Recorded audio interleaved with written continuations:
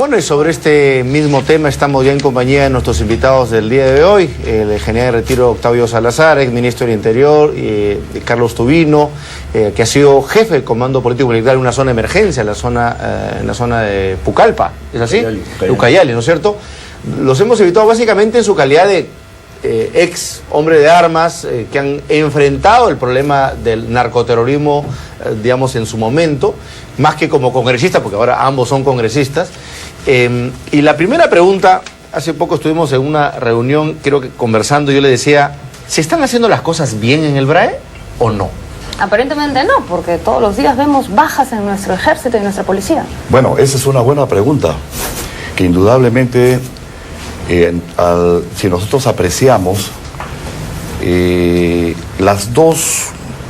han habido dos emboscadas muy claras, y que ambas tienen un solo señuelo, que parece que nuestros ministros no lo escuchan, o no lo ven, o no lo analizan, y no se toman decisiones que tienen que tomarse. En primer término, el primer señuelo fue la captura y el secuestro de los trabajadores que se encontraban en Echarate. Ese fue el señuelo para que luego de allí se produzca una emboscada a la fuerza del orden, con el saldo que ya conocemos. El segundo señuelo es ir detrás de quienes estamos buscando en estos instantes, que son nuestros policías. O sea, usted coincide con quienes dicen que el secuestro ha sido un pretexto, un señuelo para atacar a las Fuerzas Armadas. No era el principal objetivo. No, yo no quiero entrar en esa área, sino estoy analizando de quienes tienen la responsabilidad de dirigir este tipo de operaciones. Tienen que estar mirando las cosas claramente, porque esos son señuelos para luego emboscarnos. Ya van dos emboscadas. Esta, la de ayer, ha sido otra emboscada típica. Es una emboscada típica porque cuando tú ingresas a un terreno tan difícil, con una accesibilidad complicada, y que tú utilizas los senderos, los caminos normales y usuales que todos los campesinos utilizan, que las comunidades utilizan, pues te esperan. Y es bien fácil. Por eso que ellos, dentro de sus pedidos que hacían a la empresa del gas de Camisea, ellos pedían cordón detonante y pedían explosivos y pedían fulminantes eléctricos, porque en alguna zona ellos se extienden, por ejemplo, 20, 30 metros de cordón detonante, colocan a lo largo del cordón detonante explosivos, ceban un explosivo con un fulminante eléctrico, lo llevan hacia una determinada distancia, utilizan un explosor positivo y negativo, ven pasar a las fuerzas del orden, cuadran más o menos a la hora que el pase de las fuerzas del orden de la patrulla esté dentro del marco donde se encuentra el cordón detonante, accionan el explosor y bueno, ya tenemos los resultados de los muertos. Estos son... Además, sin ningún tipo de costo para ellos. Exactamente, porque ellos nos están mirando y están jugando tiro al blanco. Hay los otros suboficiales que están heridos, han sido francotiradores. Eso yo, la información que tengo de la zona es que han sido francotiradores. Ahora, ¿cuál es la responsabilidad política frente a todas esas acciones? Porque además no solamente se trata de cuestiones tácticas, de estrategias, sino también, por ejemplo, de malos manejos, hasta en las raciones que se le dan a los soldados, ¿no es cierto? Hay corrupción. ¿Cuál es la salida a esta situación? Sí, mira, con relación al tema... acá lo que hay que ver es que se está cometiendo errores tácticos. Primeramente quisiera decir algo con relación a esto. Entonces son errores en la conducción de las patrullas. Yo toda la vida he visto con muy malos ojos cuando se hacen patrullas combinadas entre una institución con otra, porque los procedimientos en las patrullas cada quien lo tiene en sus propias instituciones y ha entrenado y ha preparado a su personal.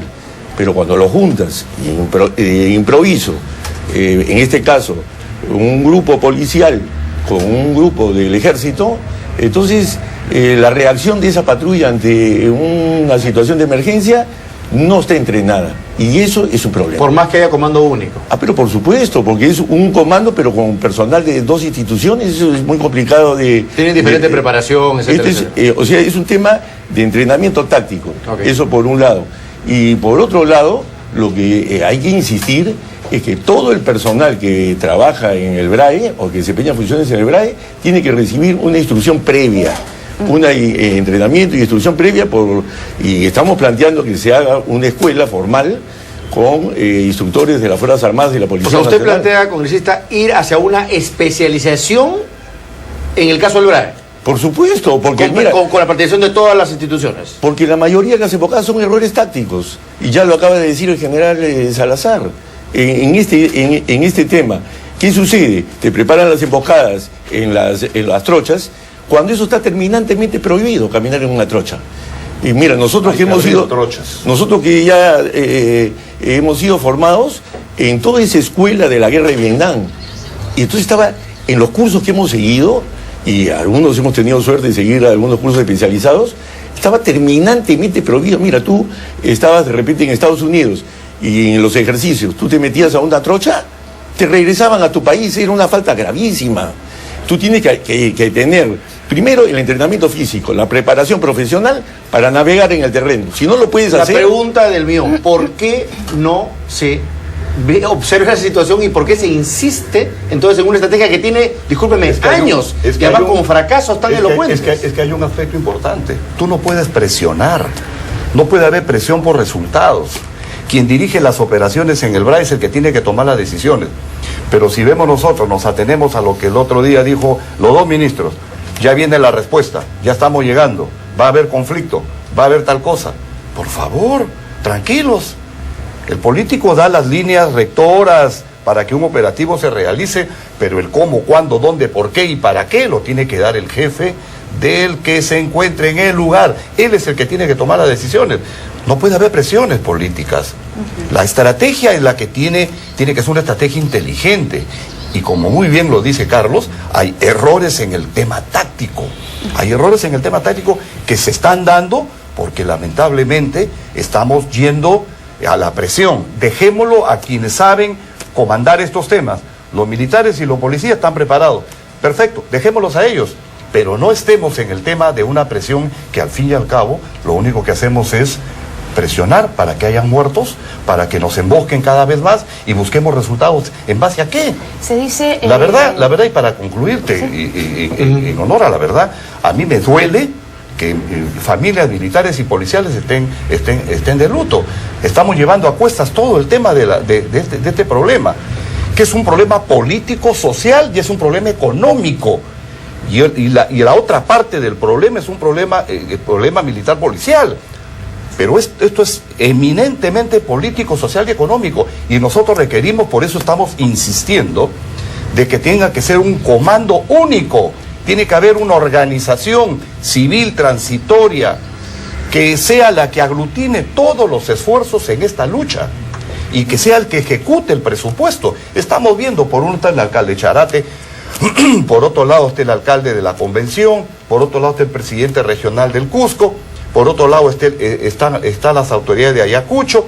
Es decir, todo el mundo mirando el plato, pero nadie se atreve a poner orden en el tema. Y por ello nosotros requerimos de una autoridad autónoma. ¿Ustedes consideran que hay responsabilidad política por todas las consecuencias que ha habido en la lucha en el BRAE? ¿Hay responsabilidad política en los ministros?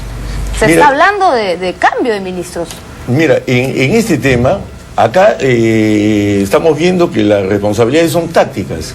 Y de instrucción y entrenamiento, porque por ejemplo estamos viendo de que no se reconoció hasta hace poco, porque hemos escuchado 500 comentarios al respecto, de que por ejemplo el enemigo que tenemos al frente tiene pues una doctrina maoísta y aplica una táctica militar maoísta. Entonces hace ataques puntuales y, por supuesto, desaparece inmediatamente. Tú agarras los libros sobre estrategia militar maoísta y ellos cumplen al pie de la letra el Pero tema. entonces, ¿el problema es estratégico o es político? O sea, ¿la responsabilidad dónde está? Mira, esto es una conducción de operaciones militares en la zona.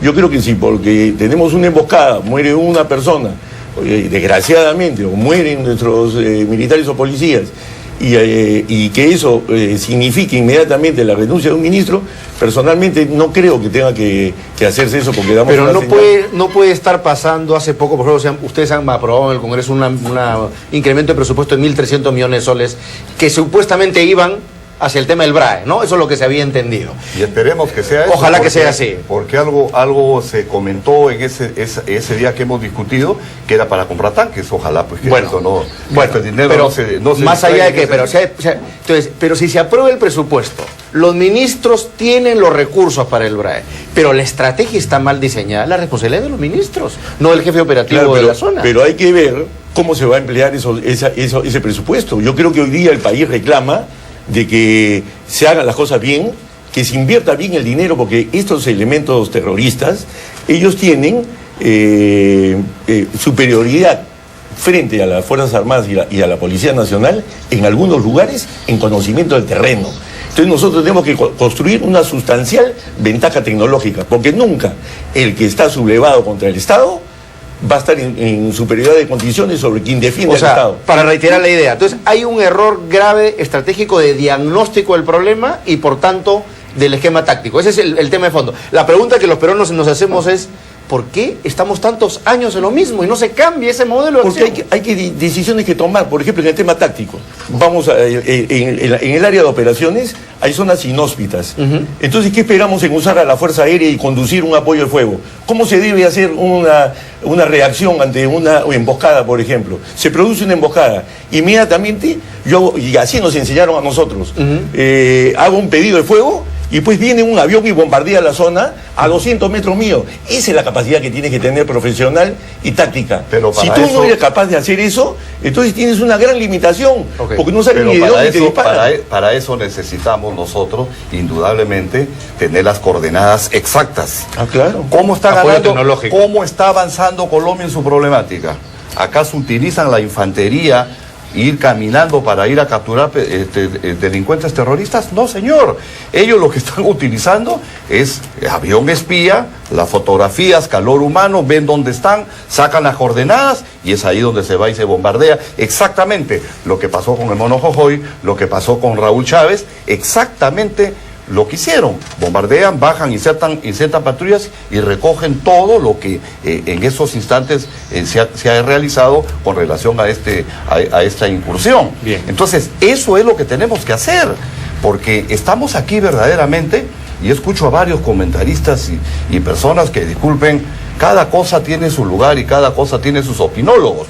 Pero no podemos nosotros seguir en el tema de decir, no, son narcotraficantes, no tienen nada de terroristas. Por favor, ellos son maoístas, leninistas, ellos son personajes que utilizan perfectamente la guerra de guerrillas y están jugando tiro al pato con nuestras Fuerzas Armadas y nuestras fuerzas policiales. No podemos permitir que esto continúe. Tenemos que cambiar de estrategia. Ellos se apostan en las partes altas y paran. Estos efectivos policiales que están heridos, han sido heridos por francotiradores. Y no podemos seguir entrando. Correcto. Igual sucede con las bases contrasubversivas. Hay tiro al pato. Cerramos. 10 segundos. Yo quisiera decir lo siguiente. Nuestra Fuerza Aérea, que tiene inversiones que hacer, tiene que hacer las inversiones necesarias en aeronaves, que den apoyo de fuego. Y no apoyo de fuego en tierra. O sea, y ahí tienes los Super Tucano, por ejemplo, pero no estar invirtiendo el dinero en aviones que son para adquirir mayor superioridad en el aire, superioridad aérea, y eso no es lo que hoy día es la prioridad en el Perú. Hoy día la prioridad en el Perú es solucionar este problema en el BRAE y apoyar con fuego, con buen apoyo de fuego, a nuestros combatientes en el terreno. Bien, bien. Muchas gracias a los congresistas Salazar y Tubino. Son reflexiones creo que valiosas y ojalá que sean tomadas en cuenta. Creo que es lo más importante. Así es. Bien, nosotros vámonos a un corte, pero volvemos con...